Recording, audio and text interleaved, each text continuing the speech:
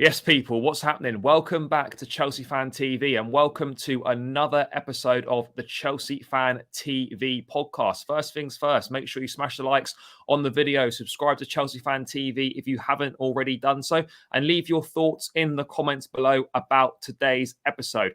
And at Stamford Bridge yesterday, it was another low day in a season of lows for Chelsea. A new low was reached, losing 1-0 to managerless and bottom of the table Southampton, thanks to James Ward-Prowse's free kick. Atmosphere in the ground, not good. Boos at half-time, boos at full-time, and this result turning a lot of more fans against the gaffer. Lewis, we were both there. It was another terrible, terrible performance. A new low in a season of lows, as I said. What are your takeaways from the game, other than the fact that we're just utterly useless as a football team right now? Just that, really. I expected a draw. Even that was disappointing, and I was still left even more disappointed than that. Dominated by bottom of the table Southampton. The same old crap going forward. Either we cannot create or we cannot finish. We never find the perfect medium. But I can be annoyed about individual performances all that I want. It all boils down to the manager at this point. This is a must-win game for him. And he decides to bench his two best players. Not even for any tactical reasons or anything. He thought it would be right to rest them. Then he decided to play Mount at left wing. Fofana, our only good forward, he takes off at half-time to put Mount up front. And then he only takes Mount off to put Havertz on. It's like, can we go one game without the pair of them starting? And fair play to Havertz, he was good off the bench second half. I actually think him off the bench might be a decent option for us going forward as opposed to him starting. That's all I really found out from that game. That start Fofana against Spurs. Big up Enzo for holding that crap together. Other than that, it was just terrible all round. Everyone was poor. Yeah, Everyone was poor. Agreed. I don't even want to keep the squad out of this too. Because, they're culpable. That squad's good enough to beat Southampton anyway. Some of the bozo moments I was seeing in that game, stupid. Absolutely stupid. And it's the same old suspects. But that's why I'm just done with it all. I'm just bored of it. It's the same shit every week. Everybody's a crap from the top to the bottom. Boehly and the infrastructure is all that I have faith in. That, Silva, James, I shrug my shoulders at everything else. I mean, we've been to a lot of games this season, and every week we're like, oh, surely this can't get worse. We go to Brighton and we get hammered. We go to Newcastle and we're terrible. We lose to Fulham. You think, oh, this can't get worse. Every week it gets worse, and there's a new low. And we lose to Southampton yesterday. But for me, I agree. A lot of this yesterday's on the manager. Yes, the players aren't totally blameless because what's out on the pitch is more than good enough to beat Southampton. And even if you're going through difficult times, you should not be struggling that much against a side that's bottom of the table. No clean sheets, I think, in their last 28 games. And Charity FC comes back in full effect. But yeah, I mean, going back to your point about Thiago Silva and Reece James, it's naivety or stupidity, whatever way you want to look at it. It could be one or both. To leave, it's a must-win game. We're struggling. We're in the trenches, and you decide to leave out your two best players of the entire matchday squad. Not even the fucking bench, the whole squad. Mm-hmm. These guys are left out of. And you're taking, those are decisions you take when you're in a luxury position. We are not in a luxury position. Why is that happening? I've defended the manager a lot more than most, but that is unacceptable to take that sort of decision. There's no way you can tell me that Reece James would not have been able to play 60 minutes, or he couldn't have come on for half an hour to try and change something. There's no way that Thiago Silva, we've seen it time and time again. This guy can play every sort of 2 to 3 days. There's another 6 days or 7 days now until we play Tottenham. There's plenty of time to rest and recover. He's shown that he can do that, and yet that decision's taken. I do not understand that decision whatsoever. Is that a medical department decision? Is that a manager decision? Is that both of them? Whatever the situation is, you cannot leave your best players out of the squad when you need to win a match. It's as simple as that. That's unforgivable for me. We haven't heard that they're injured. No, we haven't heard that either of them's out.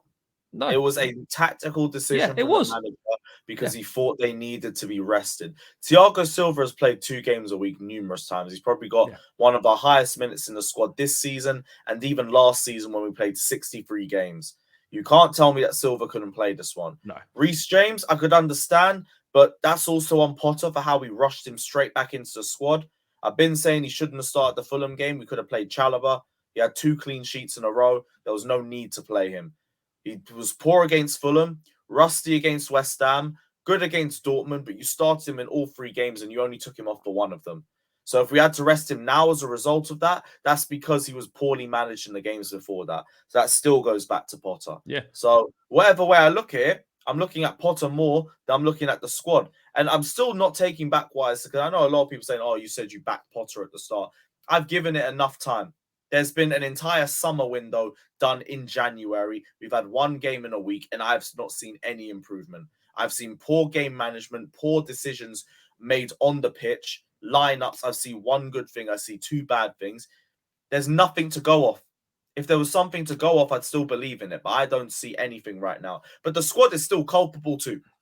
The squad is still culpable as well. We're going to go through a rebuild. I can't wait for that in the summer. But Potter ain't going to be the guy to get any more out of the squad. I don't see it. Yeah, no, yeah, bro. I hear what you're saying. Like, I'm someone that's backed a manager a lot more than most, but like to back a manager to back something, you've got to see something in return to cling on to. And right now, there's nothing. You know, we're 2 wins in 15. We're 1 win in 10 in 2023. We scored 1 goal since the transfer window closed, and in our last 2 games, we've had 38 shots and not scored a single goal.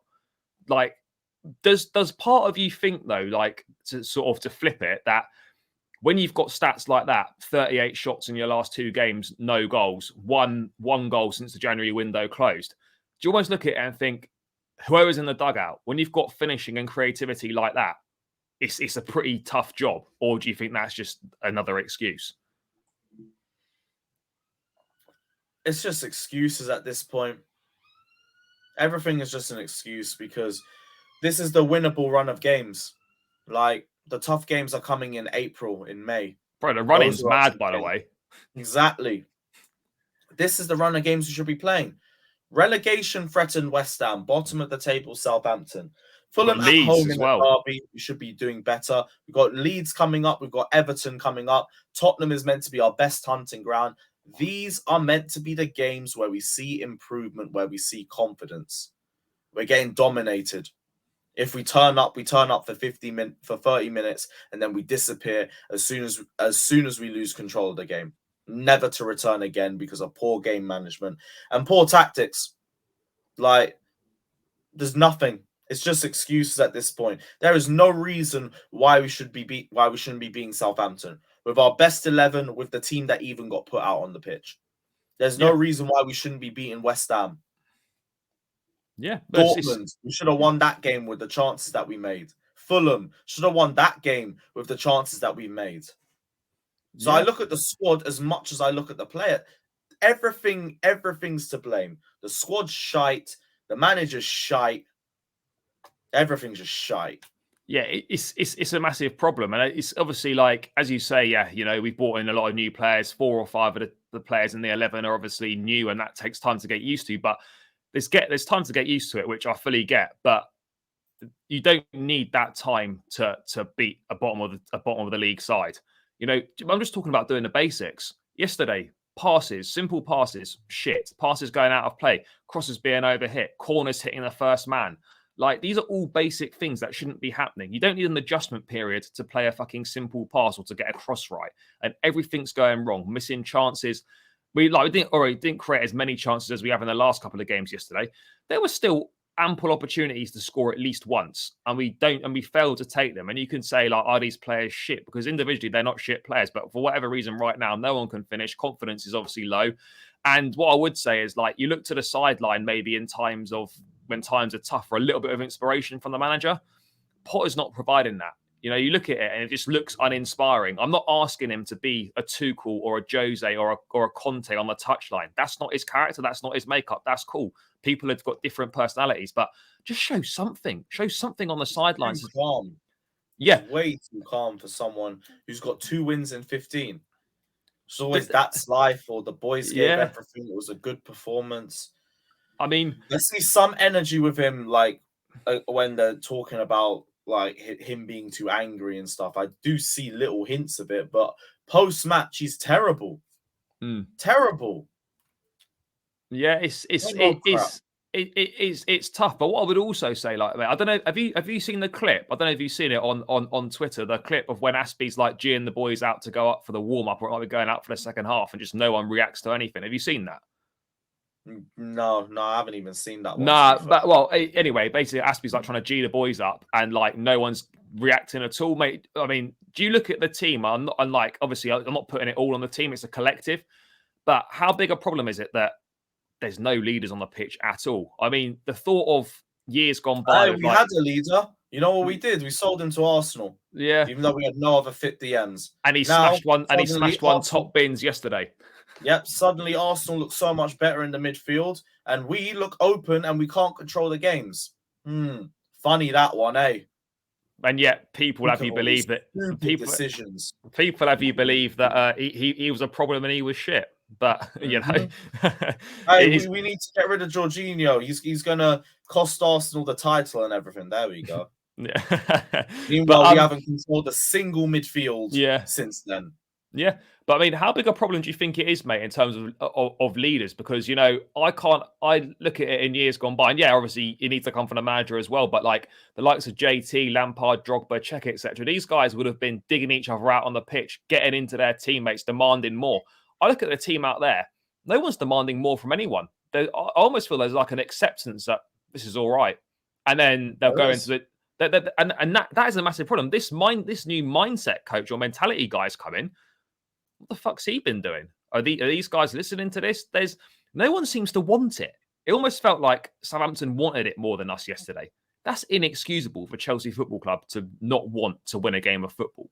I don't know what's going on, because we talk about it. It's actually a new squad now, and we're still questioning mentality. It's just rash all round. The whole back four was shaky. Midfield, Enzo did the best he could. Even Cover was useless yesterday.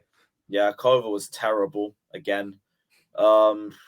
Felix started well, drifted off.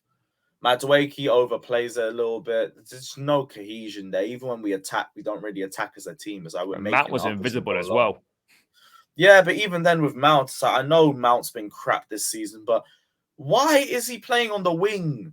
Yeah, and then he played centre forward. I don't ever know a good game that he's had there. I can't even blame Mount for that, because I'm thinking like, you're just not a winger. I mean, I wouldn't have started you anyway, but like, if I'm starting you, I'm not starting you in the wing. What about the fact he played centre forward second half? I got no words for that, man. You took off our only good attacker. Do you know how long I've been waiting for some physicality up front? Bro, he was good. I thought the link-up play and the hold-up was good. Yeah. Exactly. Every time I see Havertz play there, he's just losing duels and getting bodied. Fofana is going in there, limited touches. He's dominating them. He's controlling the ball. There was a bit better attacking around him. Maybe we could have created a bit more, but he looked good for his first start. We take him off. For what? To play Mount in the middle. I can't be bothered. I mean, let's talk about the finishing and the lack of goals in the team, because this is not a Graham Potter problem. This hasn't just suddenly happened since he's come in.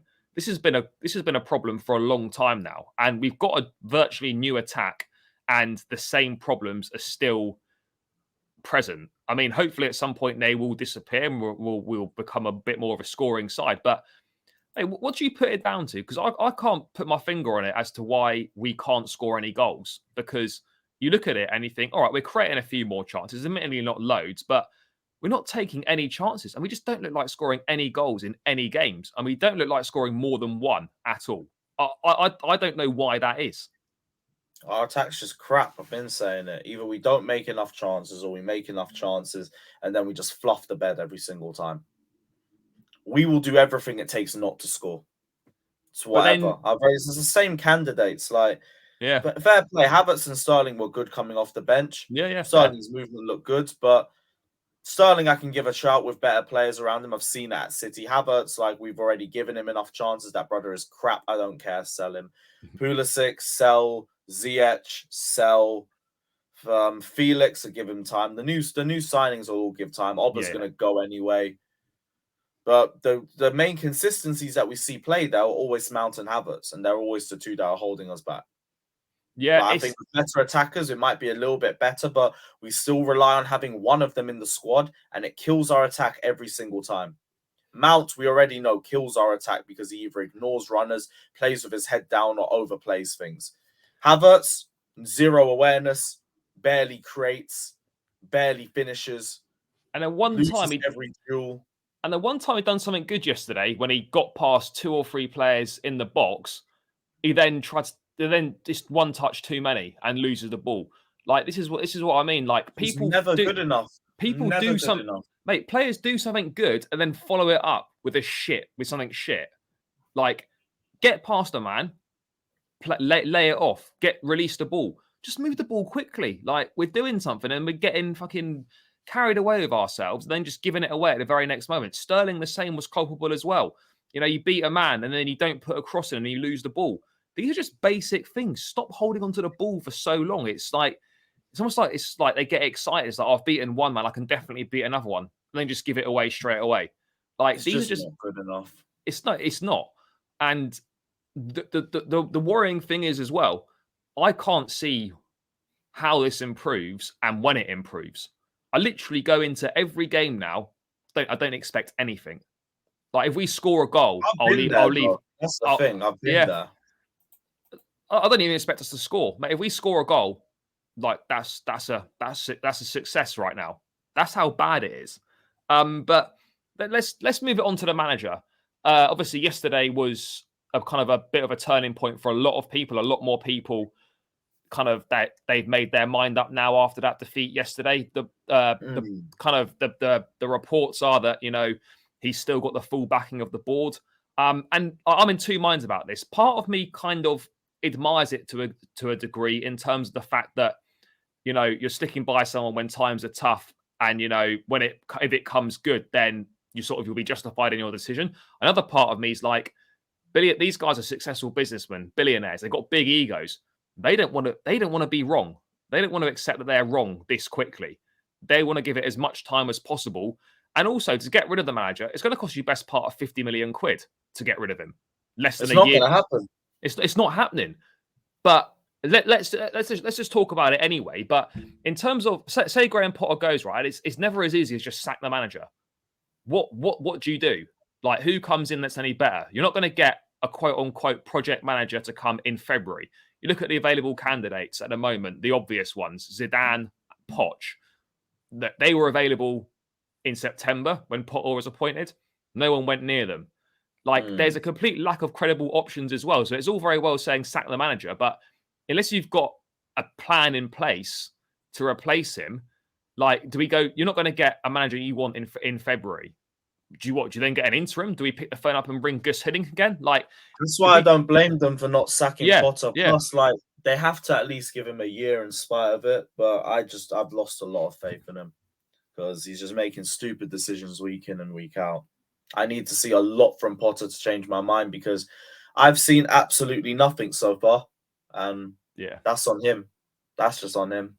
That is the problem. Like, you look for something to back, but there's nothing. You know, there was a little bit of it. There's a little bit of improvement in terms of, you know, Dortmund. We created a lot more chances and we did well, but you know, we still lost. At the end of I know there's losing and there's losing, and you know, we did okay, but it's just not good enough. And I look at it and I think defensively we're not that bad. It's not like we're losing and it's unacceptable, but it's not like we're getting outplayed in these games, and it's not like we're getting absolutely hammered.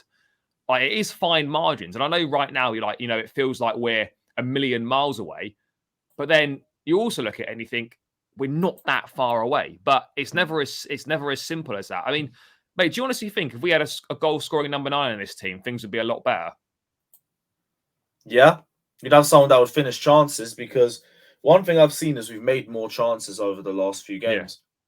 We had enough against Dortmund to win, enough against Southampton to win, in all honesty. West Ham had enough as well, I think. Yeah. Well, West Ham, not a little bit. It was offside. Havertz was offside. Yeah, half the only time, just, yeah. But yeah. Yeah. But in the grand scheme of things, we're making more chances. A goal-scoring number 9 would change things, and we're looking for one in the summer. Like, we know what the problems are. It's the same problems I've been saying all season. Mount and Havertz, start the most, are the worst. Yeah. So they're the most culpable. Yeah. So No. once we get both of them out of the lineup, we'll probably score more goals. I mean, do you think it's any coincidence? I mean, there's no real way of quantifying it necessarily, but the games where Mount hasn't started, we've actually created a lot more stuff. Whether that's Dortmund, whether that's uh, West Yeah, Ham, we like always play a lot better without him. it Havertz is. is Yeah, like it's a sticky one because I low-key feel like we play worse without him, but he is just much worse himself when he starts. So it's yeah. like I don't know. I still don't want this guy in the lineup, but actually no, tell a lie. Like I don't think we've taken Havertz out of the squad enough to even properly judge that. No, we Like haven't. maybe if He's we didn't have Mount at left wing, we might have made a little bit more, and we wouldn't have to make that excuse of Havertz because Mount we're just devoid of creativity whenever he starts. My thing has been one game without both of them.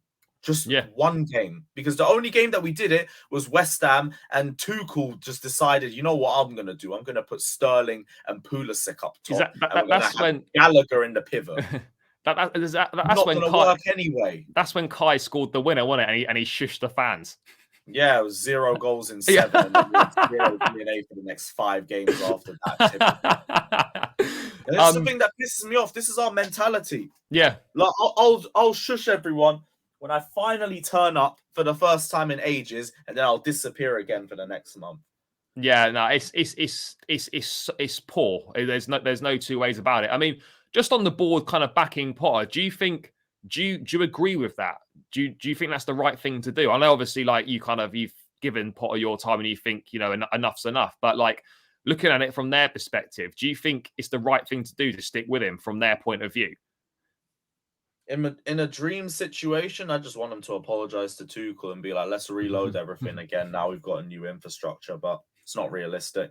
They're going to keep Potter till the end of the season. I think they kind of have to keep the faith with him, but they can't tell him that there's no targets because I do think that's part of the reason for this too. He's probably this calm because he knows it doesn't really matter this season. And it's like, we're not going to reach top 4 or anything. So I get that, but the team has to perform better.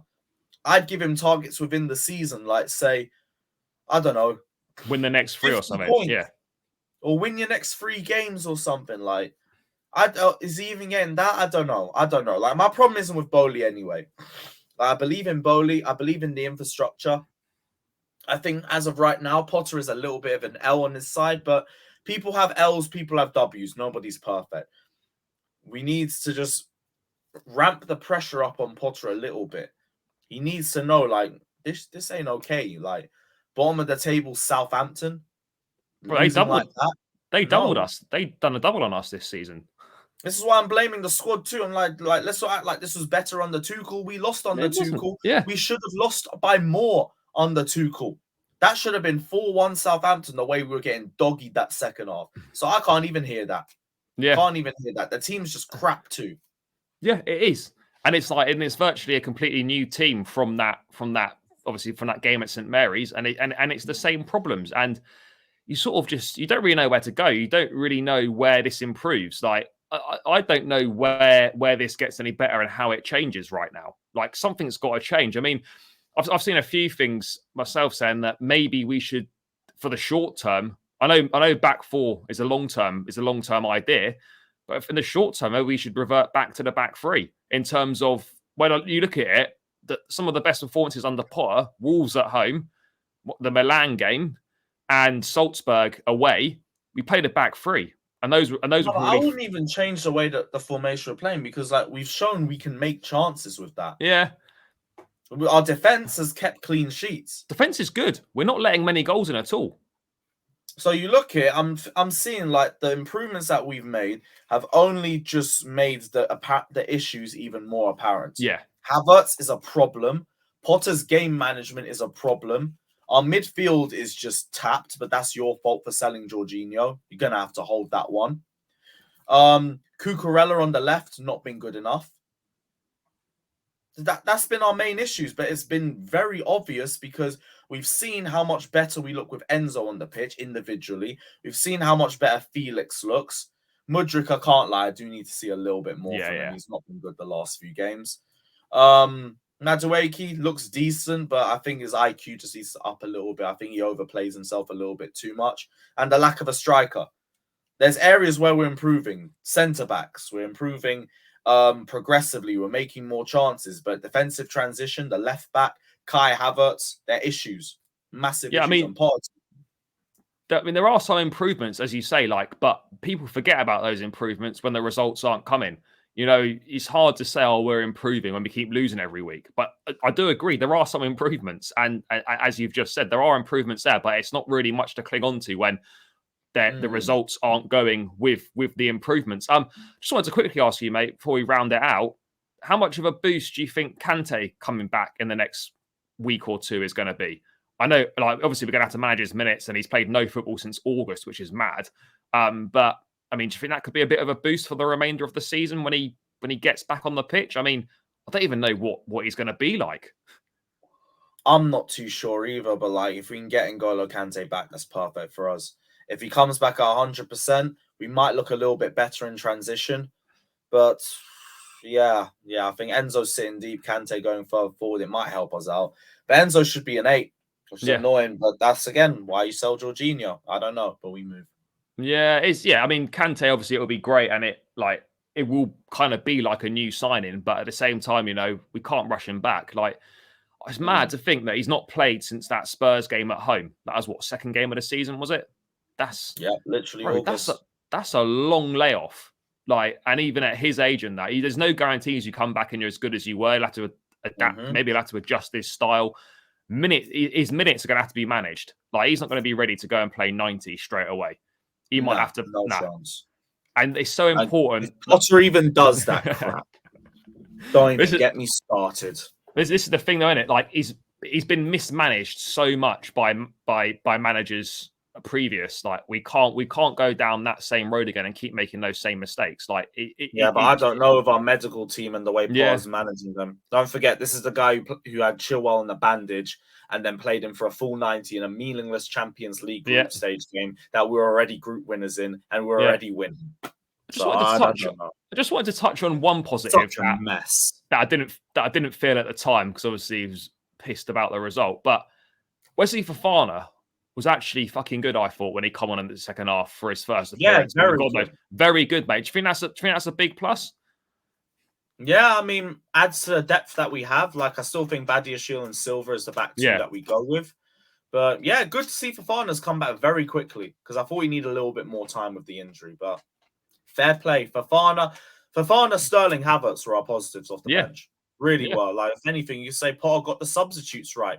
Fair play. I think the players coming on was all right. Yeah. I think the players coming on were all right. It was just the players that went off. I didn't agree. Well, obviously Mount going off. Fofana just made no sense to me. Yeah, it didn't make any sense whatsoever. Nah, and that's the thing. I know at the moment we still haven't got our best squad available, still haven't got our best players available and whatnot. And with the players left out the squad, there was limited options from the bench. But if you need a goal, don't take off a centre forward. Do something a little bit. Just do something a little bit different. But I mean, obviously, take off the guy who's been invisible. Yeah. How about that? I mean, we've got a week off now until Spurs. I'm sure we'll do another episode probably before that game. But I mean, what improvements do you want to see this week from the team? Obviously, a week on the training pitch should be enough time to cease to work on some things. I mean, I guess what we need to see is just do finishing all week. Just everything, literally just everything. Sort out everything and then go and get the result. Nothing other than a win. Yeah, I mean, I don't even care how we win. At this point, it's just get the points on the board. I mean, I think we're lucky not to be dropping to the bottom half of the table. I don't think we're a million miles away from dropping into that. But yeah, it is what it is. It's tough times at the moment. It's not easy. I would say, things will get better. They will at some point, but honestly, can't sit here and say when, and I can't say how, because I've got no idea, because I'm not seeing anything to suggest that they're going to improve anytime soon. But at some, we go every week. We love the team. It's hard right now, but I guess these difficult times, when we do get success again, will make it feel better. I know it doesn't feel like that right now, but I think it will when we get there, and I think we will get there. But yeah, right now, it was a new low yesterday. I mean, God forbid if we don't beat Tottenham next week, what it's going to feel like. But let's not worry about that just now. But yeah, it seems like a good point to round out the episode, guys. As always, thanks for watching. Smash the likes on the video, subscribe to Chelsea Fan TV, leave your thoughts in the comments below, and we'll catch you again in another episode soon.